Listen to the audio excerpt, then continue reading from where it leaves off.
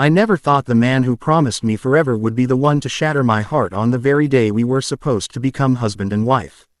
And I certainly never imagined that the person who would put those pieces back together would be his best friend. If you're still watching this at the end, you'll understand why that single decision changed the entire course of my life. Hit that like button right now if you've ever been left standing alone when you thought someone would stay, and subscribe so you don't miss the stories that remind us healing is possible. My name is Elena. I was 28 when Daniel got down on one knee under the old oak tree behind my parents' house. We had been together for 4 years. He was the quiet type, steady, reliable, the kind of man who remembered how I took my coffee and always fixed the leaky faucet without being asked. His best friend, Marcus, had been there since college. Marcus was the opposite of Daniel in almost every way. Louder, quicker to laugh, always the one who planned the spontaneous road trips and stayed up late talking about everything and nothing. The three of us had become a unit. Marcus was the first person Daniel told about the proposal. He even helped pick the ring. I planned the wedding like it was the only future that mattered. Soft ivory dresses, string lights in the backyard, vows written in secret notebooks. My mother cried when she saw the invitations. Daniel's mother called me daughter long before the ceremony. Everything felt certain. Then, 3 days before the wedding, Daniel sat me down on the edge of our bed and said the words that still echo in my chest sometimes. I can't marry you. No long speech. No dramatic fight. Just those 4 words, spoken in the same calm voice he used when he talked about the weather.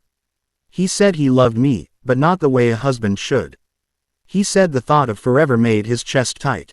He said he needed space to figure out who he was without me. I sat there while the world tilted. The dress hung in the closet. The flowers were already ordered. Guests had bought plane tickets. And the man who had held my hand through every hard season was choosing to walk away. I didn't scream. I didn't beg. I just asked him to leave the house so I could breathe. He did. Marcus came by that night.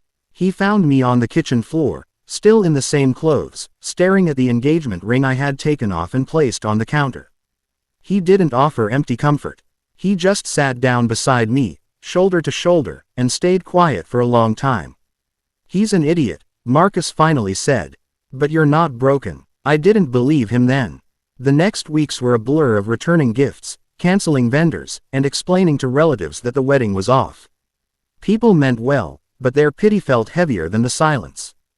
Daniel moved into a temporary apartment across town. We didn't speak. Marcus became the unexpected constant. He showed up with coffee when I couldn't get out of bed. He drove me to the post office when I had to mail back the registry items. He listened when I finally broke down and admitted I was terrified that no one would ever choose me the way I had chosen Daniel. One evening, about a month after the cancellation, Marcus and I were sitting on the porch of my parents' house. The air smelled like rain. I asked him something I had been carrying for days. Did you know he was going to do this? Marcus looked at me for a long moment. I knew he was scared. I didn't know he would actually walk away. If I had, I would have dragged him back myself. That honesty settled something in me. It didn't erase the pain, but it made the ground feel a little more solid. We started spending time together without the weight of Daniel between us. Late-night drives with the windows down. Quiet dinners where conversation didn't feel forced. I learned that Marcus had always wanted to open a small bookstore cafe, something warm and slow in a world that moved too fast. I told him about the children's books I used to write in secret notebooks when I was younger, stories I had abandoned because life got loud. He listened like every word mattered. There were hard days. I still cried in the shower sometimes. I still flinched when I saw couples holding hands. Once, I ran into Daniel at the grocery store. He looked thinner, tired. He said he was sorry. I nodded and kept walking. That night Marcus found me sitting in my car in the driveway, forehead against the steering wheel. He didn't ask questions. He just opened the passenger door, sat down, and waited until I was ready to speak. I keep wondering what was wrong with me, I whispered. Marcus turned toward me. Nothing was wrong with you. He was the one who couldn't keep his promise. That isn't a reflection of your worth. Something shifted after that. The grief didn't disappear, but it stopped being the only thing I carried. Months passed. Spring turned into summer. Marcus and I spent a weekend helping his sister move into a new apartment. We painted walls the color of soft morning light and ordered pizza at midnight. Somewhere between the laughter and the paint-stained clothes, I realized I was no longer waiting for Daniel to come back. I was beginning to notice the way Marcus's eyes softened when he talked about the future. The way he always made sure I got the last slice. The way silence with him felt safe instead of empty. One evening in late August, we were walking along the river path near the old oak tree, the same tree where Daniel had proposed. The sun was low, turning everything gold. Marcus stopped walking and turned to face me. "I've been trying to find the right words for weeks," he said. "I know the timing feels complicated. I know I was his friend first. But Elena, watching you rebuild yourself has been the most beautiful thing I've ever seen. I don't want to be just the person who helped you through the hard part. I want to be the person who gets to stay for all the rest of it." My heart was pounding so hard I could feel it in my throat. I thought about the wedding that never happened. I thought about the version of myself who believed love only looked one way. Then I looked at Marcus, the man who had sat on the kitchen floor with me when I couldn't stand, who never asked me to hurry my healing, who saw the soft places I tried to hide and stayed anyway. I didn't answer with a grand speech. I simply stepped closer, rested my forehead against his, and said the only true thing I knew. "I want that too." We didn't rush. We took our time. We told Daniel together, because honesty mattered more than comfort. It was messy. There were tears and long silences.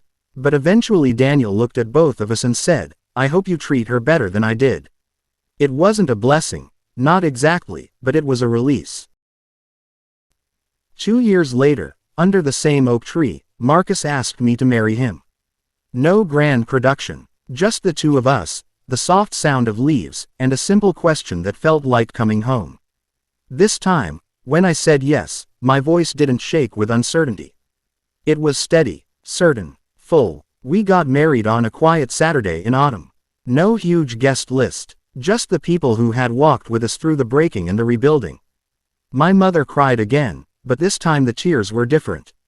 Daniel sent a short note that simply said, "I'm glad." I kept it in a drawer for a while, then let it go. Life with Marcus is not perfect. We still argue about whose turn it is to do the dishes. We still have days when the past brushes against us like an unexpected shadow. But every morning I wake up next to someone who chose me after seeing me at my lowest, and that choice still feels like the most extraordinary gift.